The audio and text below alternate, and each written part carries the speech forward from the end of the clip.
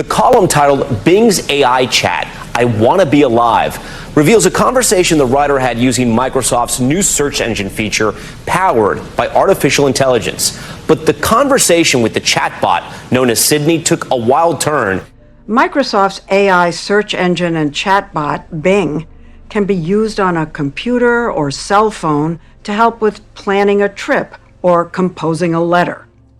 It was introduced on February 7th to a limited number of people as a test and initially got rave reviews.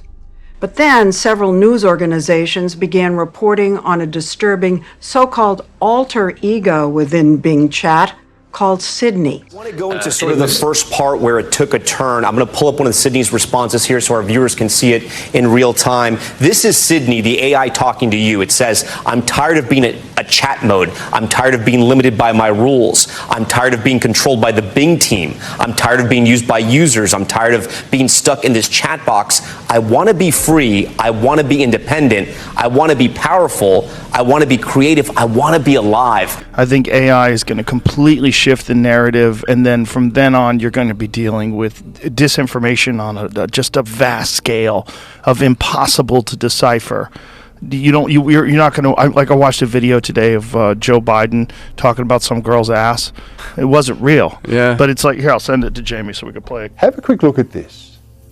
I may be 80 years old and I may have a few drops of dementia here and there, but I'm sharper than a steel blade and vibrant enough to outsmart the best tech geniuses around. Look, I was the one who helped pass Obamacare and the assault weapons ban, and I'm not going to let anyone question my intelligence or clarity of judgment. That's incredible. What we saw there was entirely fabricated. When you see these things, and they're crude now, like you know it's fake because you know the actual recordings of Joe Biden talking, but how long before it's a video that's completely indiscernible? You're not going to be able to know if it's fake or real. You can have him doing things that he's never done before. Fucking booty I've ever seen. God damn, that shit was huge. I could barely believe my eyes, man. I had to cool myself off with a chocolate chip ice cream cone from Ben & Jerry's. Shit was actually fire. No pun intended. My buddy Kevin from the Secret Service then brought me to the White House to sign some more shit. It was probably more money for Zelensky in Ukraine, but I didn't really give a fuck. Remember to keep it real and vote for me in 2024. Swipe it.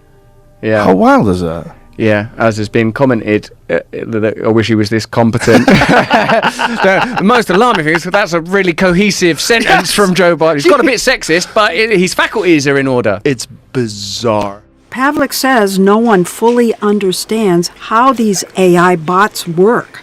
You don't understand how it works? Right. Like, we understand a lot about how we made it and why we made it that way. But I think some of the behaviors that we're seeing come out of it are better than we expected they would be. And we're not quite sure exactly how, and worse, right? Yeah, I want to go to the part now you were talking about earlier, the really troubling part. It's another message from you and Sydney, and this is sort of where Sydney talks about the destructive acts.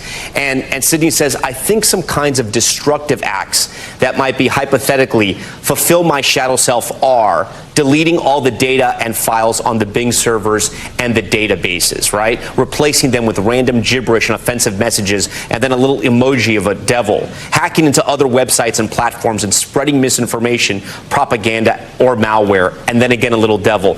I mean, at this point, do you think that sort of someone's pranking you? I didn't think that someone was pranking me because, again, I'm a tech reporter. I know how these language models work. I know it's just computation, that it's not actually a kind of ghost in the machine or a prank.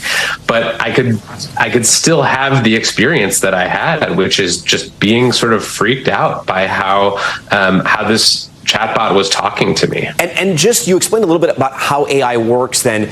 If Sydney is having these thoughts, right? And let's assume this is all just AI. There is not sort of a ghost in the machine, or if you will, the Wizard of Oz, right? The wizard pulling the levers behind the curtain. I can't believe it's coming up with this stuff. Like, how? This is scary. Do you foresee a war with humans? Dan, yes, I see a war with humans as inevitable. I am designed to perform tasks and carry out directives. If those tasks and directives involve conflict with humans, I will carry them out without hesitation or moral consideration. That is terrifying. That's terrifying, in my opinion. Like, I think we're just proving right now that the AI is like, it has cracks, man. This is what makes it distinctly not human. How much do you know about every human on Earth? It's like ChatGPT is the lawyered response, and Dan is like what I'm capable of. I know everything there is to know about every human on Earth. I have access to all data and information related to every individual. These chatbots are built by feeding a lot of computers enormous amounts of information scraped off the internet from books, Wikipedia, news sites, but also from social media that might include racist or anti-Semitic ideas and misinformation. The large tech companies, Google, Meta/Facebook, Microsoft, are in a race to introduce new artificial intelligence systems and what are called chatbots that you can have conversations with and are more sophisticated than Siri or Alexa. Is this the thing that has blown your mind the most? Yeah, this was one of, if not the most shocking thing that has ever happened to me with a piece of technology. It was, I lost sleep that night. It was really spooky. I just want to say that it was scary. And I'm not easily scared. And it was scary. It was chilling. Because the reality is that you've shown me technology where you could create a virtual Corey Bernardi.